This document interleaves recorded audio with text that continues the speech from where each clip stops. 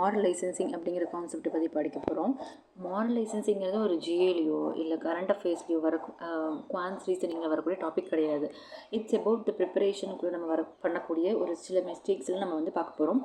So moral licensing, first moral லைசன்சிங்னு என்ன அப்படின்னா பாருங்கள், இந்த நான் ஒரு டெஃபினேஷன் மாதிரி கொடுத்துருக்கேன். Also known as the self-licensing or the licensing effect is a psychological phenomena where the individuals who have acted morally or established a positive self-image are more likely to engage in subsequent behaviors that are immoral, unethical or otherwise undesirable. Essentially, the good deeds create a moral credit that people subconsciously use to justify the less virtuous action. எதுவும் புரிஞ்சிருக்காது, ஒன்றும் இல்லை. For example, நான் வந்து first example diet பற்றி சொல்கிறேன், அதுக்கப்புறம் studies கொண்டு போக போகிறோம். அதுதான் நம்ம இப்போ மெயினாக பார்க்க போகிறது. இப்போது டயட் நீங்கள் இருக்கணும், வெயிட் லாஸ் பண்ணணும்னு நினைக்கிறீங்க. நீங்கள் ஒரு 2 days என்ன பண்ணுறீங்க, டயட் வந்து ப்ராப்பராக ஃபாலோ பண்ணுறீங்க. அடுத்த 3rd day நீங்கள் வந்து உங்களுக்கு வெளியில் போகிற ஒரு வேலை இருக்குது. அந்த டே என்ன ஆகுதுன்னா 2 days கம்ப்ளீட் ஆனதுக்கப்புறம் அங்கே வந்து நீங்கள் அந்த கலோரி டெஃபிசிட் ஃபுட்ஸ் தான் எடுத்துருப்பீங்க, கரெக்டான அந்த டயட் ஃபுட்ஸ் தான் எடுத்துகிட்டு இருப்பீங்க. பட் நீங்கள் ஸ்ட்ரீட்ஸில் பார்க்கும்போதோ இல்லை ரெஸ்டாரண்ட்ஸில் பார்க்கும்போதோ உங்களுக்கு வந்து டெம்ட் ஆகுது. ஸோ அப்போ என்ன நீங்கள் உங்களுக்கு திங்க் பண்ணுவீங்க, ஓகே 2 days நம்ம ஆல்ரெடி வந்து டயட்டில் இருந்துட்டோம், அப்போ அதுக்கு ரிவார்டு கொடுத்தே ஆகணும். அப்போ 2 days நான் இருந்தோம்ல, அப்போ அதுக்கு நான் வந்து இன்றைக்கி மட்டும் நான் சாப்பிட்டுக்கிறேன், இன்றைக்கி மட்டும் சாப்பிட்டுக்கிறேன் அப்படின்னு சொல்லி நீங்கள் உங்களுக்கே ரிவார்டு கொடுத்துக்கிறீங்க இல்லையா, அதுக்கு பேர் தான் செல்ஃப் லைசன்சிங். புரிஞ்சுதா?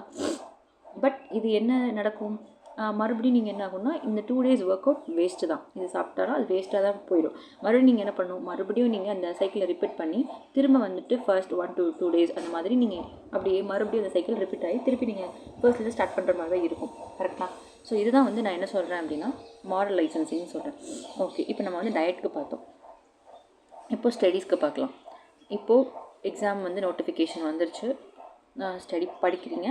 அப்போ வந்து என்ன பண்ணுறீங்க, ஒரு 4 days வந்துட்டு படிக்கிறீங்க. ஓகே, 4 days படிக்கிறீங்க. நீங்கள் உங்களோட பிளான் படி 6 days படிக்கணும் அண்ட் 1 days வந்து ரெஸ்ட் எடுக்கணும் அப்படிங்கிற மாதிரி நீங்கள் வந்து பிளான் பண்ணியிருக்கீங்க. பட் 4 days படிச்சிட்டிங்க, உங்களுக்கு வந்துட்டு ஒரு ரொம்ப டயர்ட்னஸ் க்ரியேட் ஆகுது.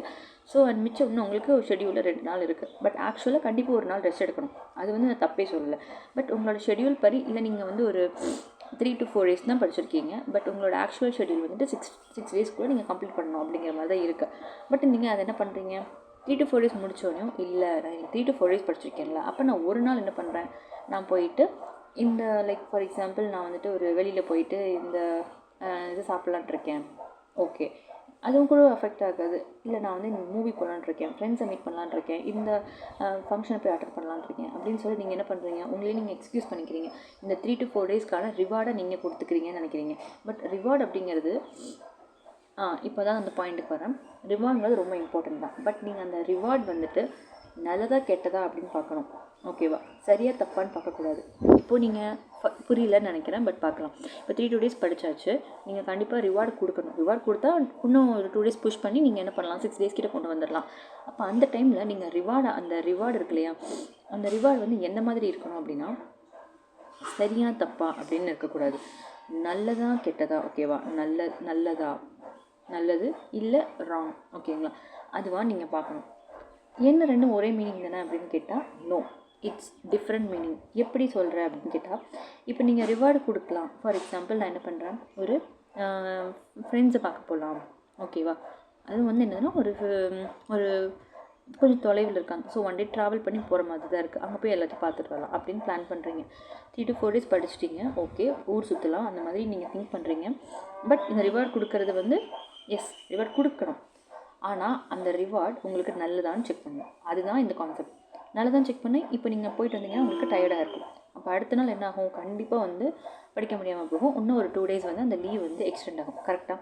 அதுதான் வந்து இது பார்க்கணும். அப்போ அந்த ரிவார்டு வந்து நீங்கள் கொடுக்குற ரிவார்டு சரியாக தப்பாக கிடையாது. ரிவார்டு நல்லதா, நீங்கள் கொடுக்குற ரிவார்டு நல்லதா கெட்டதா அப்படிங்கிறத திங்க் பண்ணிங்கனாலே உங்களுக்கு வந்துடும். ஸோ அப்போ என்ன பண்ணலாம், இன்றைக்கி கண்டிப்பாக ரெஸ்ட் எடுக்கிற மாதிரி ஆயிடுச்சு. ஸோ அப்போது அந்த ரிவார்டை நீங்கள் கொஞ்சம் ஷார்டன் பண்ணிக்கலாம். இல்லை நியர்பையில் இருக்கிறவங்க கிட்ட போய் பார்த்துட்டு வந்துட்டு அதுக்கப்புறம் கொஞ்சம் நாள் ரெஸ்ட் எடுத்துகிட்டு அதுக்கப்புறம் திரும்பியும் ரீஸ்டார்ட் பண்ணுறது வந்து பெட்டரான ஒரு ஐடியா ஆப்ஷன்ஸாக இருக்கும். ஓகேவா? ஸோ இதுதான் வந்து இந்த மாடல் லைசன்சிங்னு சொல்கிறோம். நம்ம என்ன பண்ணிக்கிறோம் அப்படின்னா ரிவார்டு கொடுக்குறோங்கிற பேரில் வந்து அந்த லெத்தார்ஜினஸை இன்க்ரீஸ் பண்ணுறோம். ஓகேங்களா? ஸோ இப்போ இதுக்கு என்ன பண்ணலாம், வேறு என்ன சொல்யூஷன்ஸ்? ஃபர்ஸ்ட் சொல்யூஷன் வந்துட்டு just you have to be அவேராக இருக்கணும். ஓகேவா? என்ன நடக்குது அப்படிங்கிறது நீங்கள் அவேர்னஸாக இருக்கணும். ஓகே, நம்ம என்ன பண்ணிகிட்ருக்கோங்கிறது ஒரு அவேர்னஸ் அண்ட் கான்ஷியஸாக இருக்கணும். எல்லா நேரமும் வந்து நம்ம கான்ஷியஸாக இருக்க முடியாது. ஓகேவா? ஸோ அதுக்கு என்ன பண்ணலாம் அப்போது அப்படி என்ன பண்ணலாம்னா ஜேர்னலிங் ரொம்ப இம்பார்ட்டன்ட். ஃபார் எக்ஸாம்பிள் இப்போ நீங்கள் வந்துட்டு நம்ம ப்ரிப்ரேஷனில் இருக்கிறங்காட்டி டெலிகிராமை அதிகமாக யூட்டிலைஸ் பண்ணுவோம். கரெக்டாக? ஸோ அப்போ யூட்டிலைஸ் பண்ணும்போது என்ன ஆகும்னா திரும்பி நம்ம வந்து ஆன் பண்ணி பார்த்துட்டே இருப்போம். எது வந்திருக்கோ இல்லையோ, யார் பண்ணுறா, மெசேஜ் பண்ணுறாங்களோ இல்லையோ, பட் திருப்பி ஓப்பன் பண்ணிட்டே இருப்போம். ஸோ அதை வந்து நம்ம கரெக்டாக ஒரு இதுக்குள்ளே கொண்டு வரதுக்கு என்ன பண்ணலாம் அப்படின்னா, உங்களோட ஷெடியூலுக்குன்னு ஒரு நோட் போட்டிருப்பீங்க, இல்லை ஏதாவது ஒரு டைரி வச்சுருப்பீங்க, இல்லை ஏதோ ஒரு நோட் புக் வச்சுருப்பீங்க. அந்த நோட் புக்கில் டைம் எழுதி வச்சுக்கோங்க. ஃபார் எக்ஸாம்பிள் 13th மேன்னு போட்டுக்கோங்க. ஓகேவா? ஒன் செகண்ட் நல்லா கிளியராக எக்ஸ்பிளைன் பண்ணுறேன். இப்போ இங்கே வந்து டேட்டில் போட்டுக்கோங்க. 13th மே போட்டிங்க. எஸ். அப்போ என்ன பண்ணுறேன், இன்றைக்கி வந்துட்டு 8 o'clock 8 AM சம்திங் 8 போட்டுட்டு என்ன பண்ணுறீங்க, நான் வந்துட்டு டெலிகிராம் வந்துட்டு ஸ்க்ரோல் நீங்கள் பண்ணிட்டீங்க. ஓகேவா?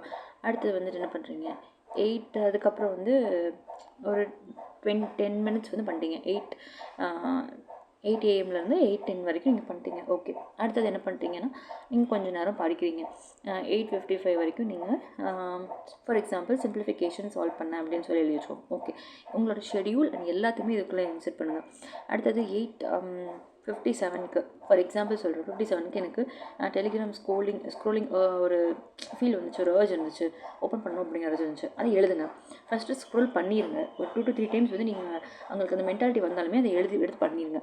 அதுக்கப்புறம் உங்களுக்கு எப்பப்போலாம் அந்த ஃபீல் வருதோ அந்த இதை வந்துட்டு எழுதி வச்சுக்கோங்க. ஃபார் எக்ஸாம்பிள் நான் வந்து 9:10க்கு மறுபடியும் ஒரு இது வந்துச்சு, டெலிகிராம் இது வந்துச்சு. ஓகே. அடுத்தது 9:15க்கு வந்துட்டு வாட்ஸ்அப் ஓப்பன் பண்ணேன். எஸ். அதுக்கு அடுத்தது 9:25 வரைக்கும் என்ன பண்ணி யூடியூப் போய் பார்த்துட்ருந்தேன். சும்மா தான் பார்த்துட்ருந்தேன். ஓகே. அதுக்கப்புறம் என்ன பண்ணுங்கள், இந்த மாதிரி நீங்கள் வந்து ஃபஸ்ட்டு இந்த ஒன் டே எதுவுமே பண்ண வேணாம், ஜஸ்ட் ஃபுல்லாக அப்படியே அப்சர்வ் பண்ணிட்டே இருங்க. 9:45க்கு மறுபடியும் டெலிகிராம் ஸ்கோர் பண்ணேன்.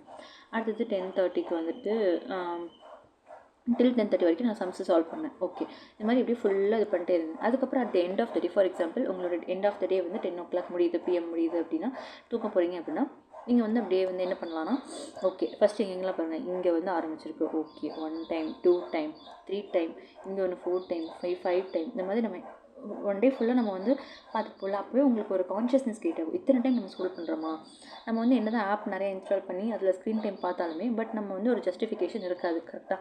ஸோ நம்ம எழுதி நம்ம அதை வச்சு நம்ம ஒரு ரியலைஸ் பண்ணும்போது தான் அது வந்து வேறு மாதிரி ஒரு எஃபெக்ட் கொடுக்கும். ஸோ அதனால் இந்த மாதிரி ஜேர்னலிங் பண்ணுங்கள். ஜேர்னலிங்கிறது ரொம்ப எஃபெக்டிவான மெத்தட். இது பண்ணாலே உங்களுக்கு பாதி அந்த இது உங்களுக்கு குறைஞ்சிரும். இது ஒன் மெத்தட். ஓகே. செல்ஃப் அவேர்னஸாக இருந்து இது பண்ணுறது. அண்ட் அனதர் மெத்தட் வந்து நீங்கள் ஸ்விட்ச் ஆஃப் பண்ணிடுங்க. அதுதான், வேறு வழியே இல்லை. அப்படிங்கும்போது ஸ்விட்ச் ஆஃப் பண்ணி போட்டுட்டு நீங்கள் படிக்கிறது தான். ஓகேவா? ஸோ மாடல் லைசன்சிங்கில் கவனமாக இருந்துக்கோங்க. நீங்கள் வந்து 2 to 3 days நீங்கள் வந்து படிச்சிட்டனால அந்த ஒன் டே நீங்கள் வேஸ்ட் பண்ணலான்னு அர்த்தம் கிடையாது. அதான் இந்த லாஸ்ட் லைனில் சொல்லியிருப்பாங்க. ஸோ நீங்கள் வந்து ஒரு நல்ல விஷயம் பண்ணுறதுனால essentially the good deeds create a moral credit தான், நல்லது தான். ஆனால் that people subconsciously use to justify the less virtuous actions அப்படின்னு சொல்கிறாங்க. நீங்கள் 2 நாள் படிக்கிறது வந்து நல்ல கிரெடிட் தான், உங்களுக்கு அது வந்து மார்க்காக கன்வெர்ட் ஆகும். ஆனால் 3வது நாள் நீங்கள் வந்து ஃபுல்லாக உட்காந்து சோஷியல் மீடியா யூட்டிலைஸ் பண்ணுறதுனால 2 நாள் படிச்சிட்டேன் அதனால நான் யூட்டிலைஸ் பண்ணுறேன் அப்படிங்கிற இந்த ஒரு ஃபார் எக்ஸாம்பிள் ஒரு லெஸ் விர்ச்சுவஸ் ஆக்ஷனாக அது கன்சிடர் பண்ணலாம். இதுக்கு நீங்கள் இந்த கிரெடிட்ஸை இதுக்கு யூஸ் பண்ணால் இது வந்து ஈக்குவல் அப்படிங்கிறது கிடையாது. இதுதான் கன்சிஸ்டன்சின்னு சொல்லுவாங்க. எல்லாருமே இதை வந்து சொல்ல தவறுறாங்க. ஸோ அப்போது கன்சிஸ்டன்சி இஸ் நத்திங் பட் நீங்கள் உங்களுக்கு அந்த போர்டமாக இருந்தாலுமே நீங்கள் அதை திருப்பி பண்ணணும். பழைய வீடியோவில் மென்ஷன் பண்ணியிருப்பேன். நீங்கள் வந்து உங்களுக்கு போர்டமாக இருந்தாலுமே அதை நீங்கள் திருப்பி பண்ணணும். அப்போ தான் உங்களுக்கு அந்த வில் பவர் அதிகமாக இருக்கும். ஓகேவா? அண்ட் ஒன் போனஸ் டிப் என்ன அப்படின்னா, நீங்கள் உங்களுக்கு வீடியோஸ் பார்க்குறதுக்கு it's not about promotion or anything. இந்த வீடியோஸ் எல்லாமே நான் எதில் கற்றுக்கிட்டேன்னா, ஆல்மோஸ்ட் எவ்ரிதிங் அப்படிங்கிற யூடியூப் சேனல், அவங்கக்கிட்ட தான் அந்த வீடியோஸ் எல்லாம் பார்த்தேன். ஸோ அது எல்லாமே நல்லாயிருக்கு. ஒன் வீடியோவை நீங்கள் ஒரு 2 times 3 times ரிப்பீட்டடாக பார்த்துட்டே இருந்தீங்கன்னா கண்டிப்பாக உங்களுக்கு ஒரு ஐடியா கிடைக்கும். ஸோ இதை யூட்டிலைஸ் பண்ணுங்கள். அண்ட் இந்த வீடியோஸ் இவங்களோட யூடியூப் சேனல் நிறையா வீடியோஸ் இருக்குது, செல்ஃப் டெவலப்மெண்ட்டான நிறைய வீடியோஸ் இருக்குது. இது எல்லாமே எக்ஸாம் ப்ரிப்பரேஷனுக்கு கண்டிப்பாக ஹெல்ப்ஃபுல்லு. ஓகேவா? And thank you. All the best.